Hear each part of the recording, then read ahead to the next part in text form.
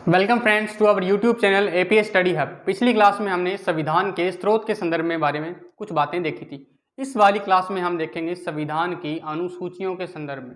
तो हुआ क्या मित्रों कि हमारे संविधान निर्माताओं ने उन बातों को लेकर जिनको संविधान के विभिन्न भागों में शामिल नहीं किया जा सकता था, उन बातों की एक लिस्ट बनाई, या फिर मैं कहूँ एक से ज़्यादा लिस्ट बनाई, और उन लिस्ट को, उन सूचियों को हमारे संविधान के सबसे अंत में रखा गया और उनको एक विशेष नाम दे दिया अनुसूचियाँ। उन्हीं अनुसूचियों के संदर्भ में आज का हमारा चैप्टर या फिर मैं कहूँ ये टॉपिक रहेगा। तो चलिए शुरुआत करते हैं अनुसूचियों के चैप्टर को लेकर। तो सबसे पहले जब हम बात करते हैं अनुसूचियों को लेकर, तो अनुसूचियों की परिभाषा जो सिंपल सी व्यवहारिक सी है ये। दूसरा जो प्रश्न हमारे तथ्यात्मक बनते हैं यहाँ से वो ये कि मूल संविधान में कितनी अनुसूचियाँ थी और वर्तमान के संविधान में कितनी अनुसूचियां थी। तो ध्यान से सुनना, यहाँ से दो अलग अलग प्रश्न बनते हैं। हम बात करेंगे हमारे मूल संविधान की, वह संविधान जिस समय हमारा देश आज़ाद हुआ था उसके थोड़े ही समय बाद हमारा संविधान लागू हुआ था। मेरे ख्याल से आप सबको पता है 26 जनवरी 1950 को हमारा संविधान लागू हुआ था और उसी संविधान को हम मूल संविधान के नाम से पुकारते हैं। तो सबसे पहले जानते हैं कि उस मूल संविधान में अनुसूचियों की संख्या कितनी थी। तो ध्यान से सुनना, मूल संविधान में अनुसूचियों की संख्या थी 8। और अगर मैं बात करूं आज के हमारे वर्तमान संविधान को लेकर, तो वर्तमान में यह अनुसूचियां बढ़कर हो गई हैं 12। और मैंने आपको बताया था कि हमारे संविधान में किसी भी प्रकार का परिवर्तन करना हो तो उसके लिए एक प्रक्रिया अपनाई जाती है और उस प्रक्रिया का नाम है संविधान संशोधन की प्रक्रिया। तो क्या थी संविधान संशोधन की प्रक्रिया और किन किन संशोधनों के द्वारा कब कब इन अनुसूचियों में फेरबदल किए गए हैं, वो सारी बातें हम आज जानेंगे। तो शुरुआत करते हैं हमारे इस चैप्टर को जिसका नाम है अनुसूचियां। और उन 12 अनुसूचियों में से सबसे पहले मैं आप जिस पर बात करने वाला हूँ वो अनुसूची है, पहली ही अनुसूची। हम सीरियल वाइज चलेंगे। प्रथम अनुसूची के में अगर मैं बात करूँ तो देखो यहाँ से आपके जो प्रश्न हैं वो सिंपल प्रकार के ही बनते हैं। पहला कि अब वो आपको अनुसूची का नाम दे देगा और पूछ लेगा उसका विषय बताइए। तो मेरे ख्याल से तथ्यात्मक प्रश्न जो हैं वो इसी प्रकार के रहते हैं, लेकिन फिर हम थोड़ी सी इसके संदर्भ में आगे की बात कर लेंगे कि उन अनुसूचियों में वास्तव में क्या क्या बातें हैं और किस प्रकार के प्रश्न जो हैं वो संभावित हैं यहाँ से बनने के लिए, वो सारी चीज़ें हम देख लेंगे। तो हम बात करेंगे प्रथम अनुसूची की। प्रथम अनुसूची का जो विषय है वो है संघ तथा उसका राज्य क्षेत्र। संघ तथा उसका राज्य क्षेत्र, इंडियन टेरिटरी, इसका ये मतलब जो है वो हम निकाल सकते हैं। तो सबसे पहले बात करते हैं कि इन शब्दों का तात्पर्य क्या है।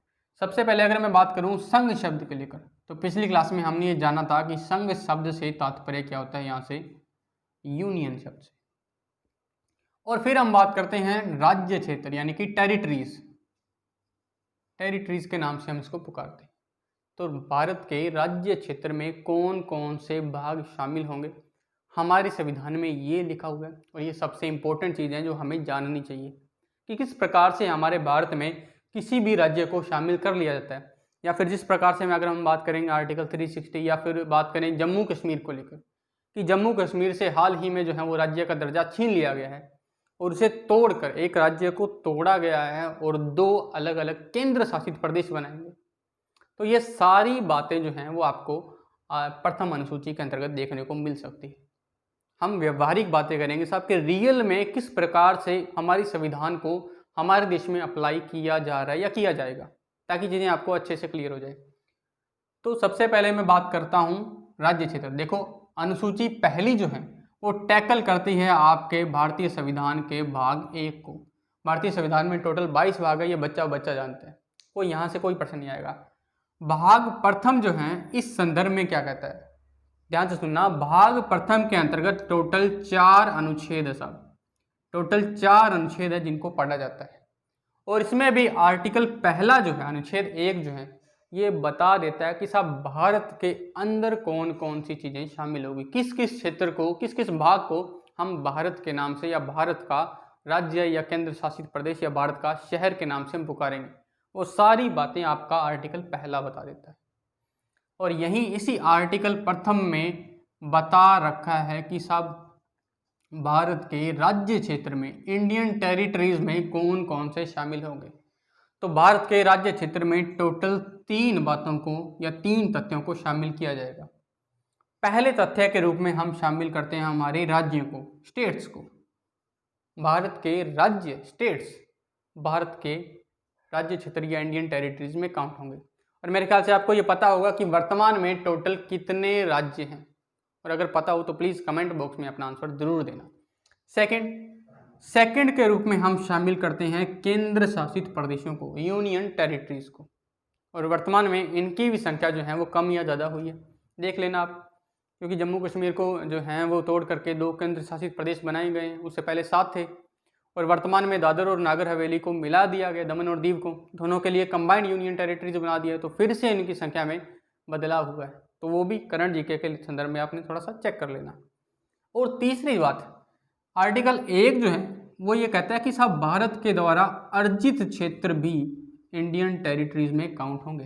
यानी कि अगर भारत ने किसी देश पर आक्रमण किया, संभावित है आक्रमण किया, और उस आक्रमण के तहत उसने भारत का किसी विदेशी का कोई भाग है वो भारत ने विजित कर लिया, तो वो काउंट होगा। सेकंड, अगर भारत पैसे देकर, अगर भारत रुपए देकर जो है वो भारत के बाहर के किसी क्षेत्र को खरीद लेता है तो भी होगा। ठीक है, पहले अगर हम बात करें अर्जित क्षेत्र के अंतर्गत, मैंने पहला एग्जांपल दिया कि आक्रमण करके, तो ध्यान से सुनना मित्रों, गोवा और हैदराबाद को हमने तीसरे वाले फॉर्मूले के तहत ही भारत का राज्य बनाया था। आज गोवा, जिसे भारत का हम राज्य के रूप में काउंट करते हैं, 1975 को जो राज्य बना था, वो सारा आर्टिकल 1 के अंतर्गत ही चीज़ें देखी जाएंगी। हालांकि फ्यूचर में हम इन सब बातों पर बात करेंगे।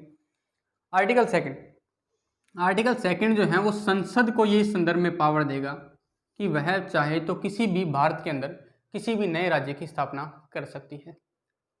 आर्टिकल 3 मित्रों सबसे इंपॉर्टेंट आर्टिकल 3 है, और हाल ही में ये खूब चर्चा में रहा था। आर्टिकल 3 भी पावर देता है हमारी संसद को। ये आर्टिकल 3 हम संसद को ये पावर देता है कि साहब संसद जो है वो भारत के अंदर किसी भी नए राज्य का गठन कर सकती है।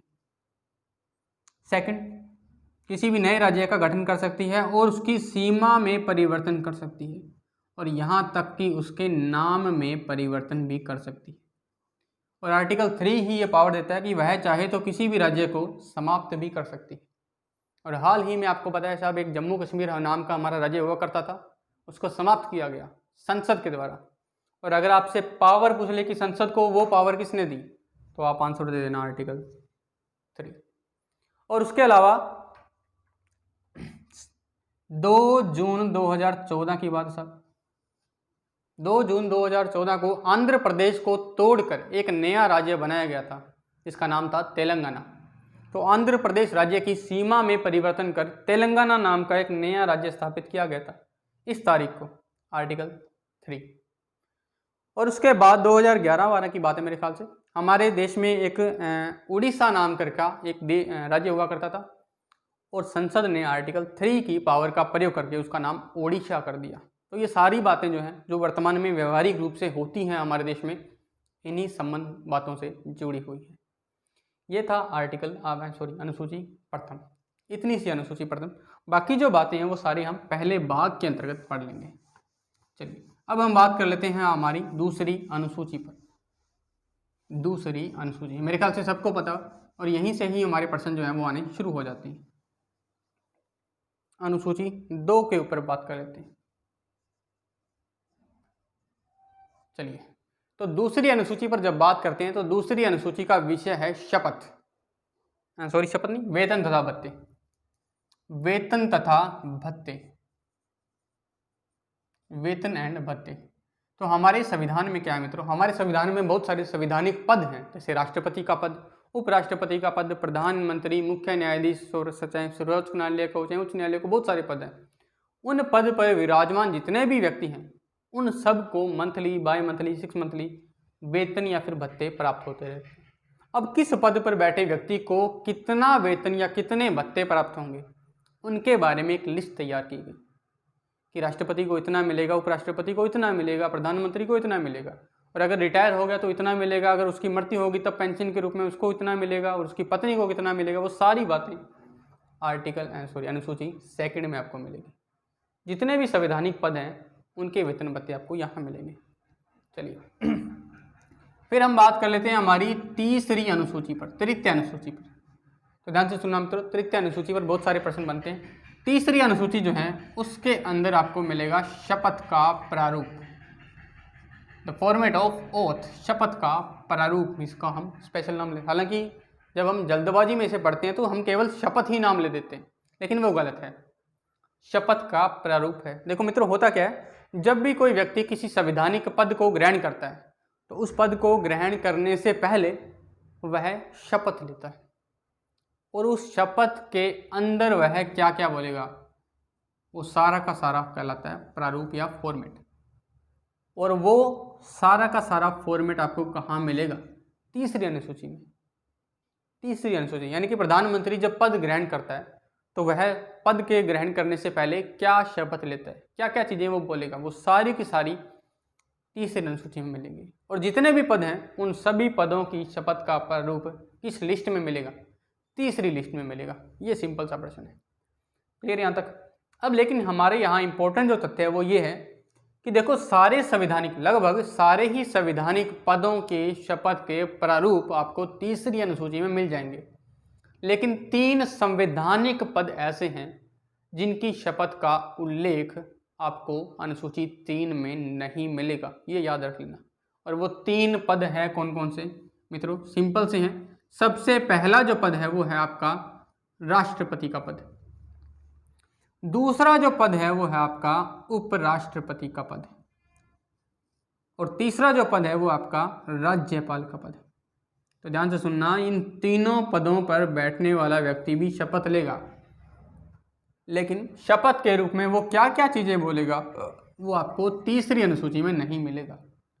वो आपको इन्हीं की शपथ से रिलेटेड अनुच्छेदों में मिलेगा, यानी कि वो संविधान के विभिन्न भागों में या अनुच्छेदों में होगा, और इनके लिए अलग से लिस्ट तैयार की गई। ये चीज़ें आपने समझ लेनी है कि किन में क्या फ़र्क है। अच्छे से समझना चीज़ों को, हर बातें जो हैं वो आपकी क्लियर हो जाएंगी। फिर चाहे आप व्यवहारिक रूप से उसको एग्ज़ाम पर अप्लाई करें या फिर हमारे सभी समाज के अंदर उस बात को अप्लाई करें, दोनों ही चीज़ें आपके लिए बेहतर या फिर मैं कहूँ फ़ायदेमंद होगी। चलिए, दूसरी तीसरी अनुसूचियों पर हमने बात कर ली। अब हम आगे बात कर लेते हैं हमारी चौथी अनुसूची पर। यहाँ से भी प्रश्न आ जाते हैं कई बार। फैक्चुअल तथ्य हैं, कॉन्सेप्चुअल इनमें बातें कम है, तो थोड़ा स्पीडली मैं करवा रहा हूँ, आप लोग मैनेज कर लेना। हम बात करें हमारी चौथी अनुसूची को। चलिए, चौथी अनुसूची के अंतर्गत जो है वो है राज्यसभा में सीटों का आवंटन। राज्यसभा में सीटों का आवंटन। क्लियर?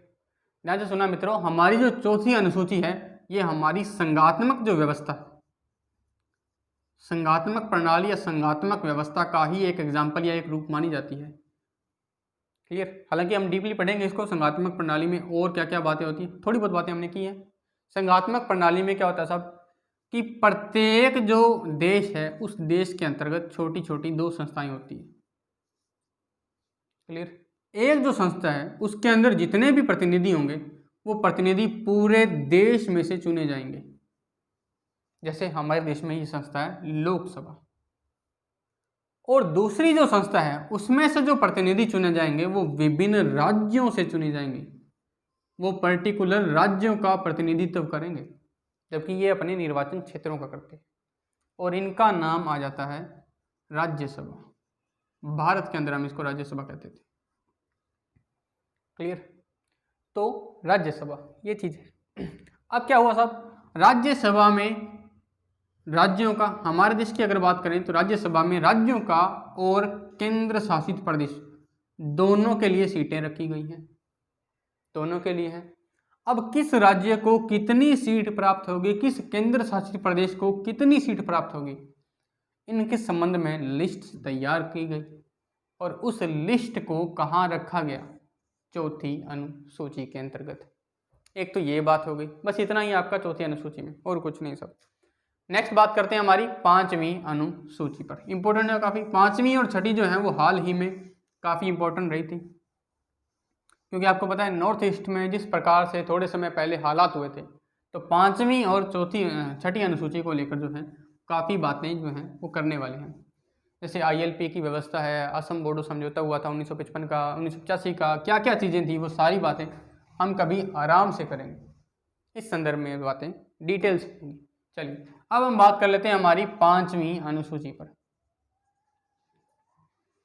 5वीं अनुसूची, तो 5वीं अनुसूची का विषय है अनुसूचित जाति,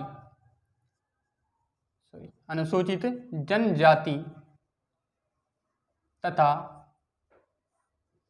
अनुसूचित जनजातियां तथा अनुसूचित क्षेत्र। ध्यान से सुनना, अनुसूचित जनजातियां तथा अनुसूचित क्षेत्रों के प्रशासन तथा नियंत्रण संबंधी प्रावधान है। नियंत्रण संबंधी प्रावधान है आपको मिलेंगे अनुसूची 5 में। तो क्या कहती है अनुसूची 5, इसको थोड़ा सा डिकोड कर लेते हैं। अनुसूची 5 ये कहती है सब जितने भी हमारे देश में अनुसूचित जनजाति हैं उनका प्रशासन और उनके संदर्भ में, नियंत्रण के संदर्भ में जो भी बातें हैं वो सारी की सारी बातें आपको मिलेगी अनुसूची 5 में। और हमारे देश में जितने भी अनुसूचित क्षेत्र हैं, रिजर्व्ड एरिया हैं, उनके प्रशासन और उनके नियंत्रण के संदर्भ में जितनी भी बातें, जितनी भी चीज़ें हैं वो सारी की सारी मिलेगी आपको आर्टिकल नहीं, अनुसूची 5 में। देखो हमारे संविधान ने हमारे राष्ट्रपति को ये पावर सौंपी है कि वह भारत के अंदर किसी भी एरिया को, किसी भी क्षेत्र को रिजर्व्ड एरिया, अनुसूचित क्षेत्र घोषित कर सकता है और उसके बाद उसका प्रशासन और उसके नियंत्रण के संबंध में कानून बना सकता है। और वो कानून या वो बातें जो राष्ट्रपति बनाएगा वो आपको कहाँ मिलेगी? अनुसूची 5 में मिलेगी। ये चीज़ें हैं समझने वाली, बाकी रटने वाला काम है, आप रटते चलना। यहाँ तक क्लियर? चलिए, तो राष्ट्रपति के संदर्भ में कई सारी बातें और कानून जो हैं वो बना रखे हैं। जैसे ILP की व्यवस्था है, हाल ही में खूब चर्चा में रहा था। चलिए अब हम बात कर लेते हैं हमारी 6ठी अनुसूची पर, वो भी इससे मिलती जुलती है, सब इससे मिलती जुलती है। क्या कहती है 6ठी अनुसूची?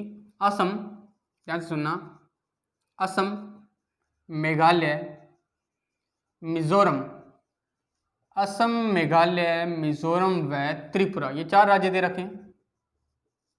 त्रिपुरा के अनुसूचित जनजातियां तथा अनुसूचित क्षेत्रों के प्रशासन व रख रखाव से संबंधित प्रावधान, हूबहू वैसी ही चीजें, लेकिन अंतर कहाँ आ गया? इन 4 राज्यों का नाम यहाँ मेंशन कर दिया गया। इन 4 राज्यों, यानी कि अगर इन 4 राज्यों में कोई रिजर्व्ड एरिया घोषित करना है, पावर तो राष्ट्रपति के पास रहेगी, लेकिन उस रिजर्व्ड एरिया के संदर्भ में जितनी भी बातें होंगी वो आपको 5वीं अनुसूची में नहीं, आपको 6ठी अनुसूची में मिलेंगी। एग्जाम्पल के तौर पर अगर मैं आपसे पूछूं, सब मान लो राजस्थान के अंतर्गत, स्टेट लेवल पर बात करें, राजस्थान के अंतर्गत कोई रिजर्व्ड एरिया राष्ट्रपति घोषित करता है, ठीक, कोई जनजातीय समूह वाला, जैसे उदयपुर का वाला इलाका है जहाँ जनजातीय समूह बहुत ज़्यादा रहता है, अगर उस वाले इलाके को रिजर्व्ड एरिया के रूप में घोषित करे राष्ट्रपति, तो उस संदर्भ में जितनी भी बातें हैं वो आपको कहाँ मिलेगी? 5वीं में या 6ठी में? 5वीं में। और अगर मैं वही बात करूं त्रिपुरा की, अगर त्रिपुरा के किसी इलाके को रिजर्व्ड एरिया घोषित किया जाए और उस रिजर्व्ड एरिया के लिए कोई कानून या कोई नियम बनाया जाए, तो वो नियम आपको कहाँ मिलेगा? 5वीं में या 6ठी में? 6ठी में, बिल्कुल सही। तो इस प्रकार से चीज़ों को आप समझ कर पढ़ें, बिल्कुल आसान है पॉलिटी। यहाँ तक क्लियर? तो आज जो है वो हम हमारी 6 अनुसूचियों के संदर्भ में आज हमने बात की। अगली क्लास में बाकी की जो अनुसूचियाँ हैं उन अनुसूचियों को देखेंगे और जानेंगे कि उन अनुसूचियों के संदर्भ में कितनी सारी बातें और हमें जाननी है। तो मित्रों, पॉलिटी बहुत आसान है और बहुत इंटरेस्टिंग। अगर आप इसको व्यवहारिक जीवन में अप्लाई करके पढ़ोगे तो आपका ज़रूर फ़ायदा होगा। चलिए, थैंक यू। अगर आपको ये वीडियो अच्छी लगे तो प्लीज़ लाइक करें, अपने दोस्तों के साथ शेयर करें और जितने भी आपके सुझाव हैं वो सारे हमें कमेंट के रूप में दें और प्लीज़ अपने जो आंसर हैं वो कमेंट बॉक्स में ही दें। Thank you.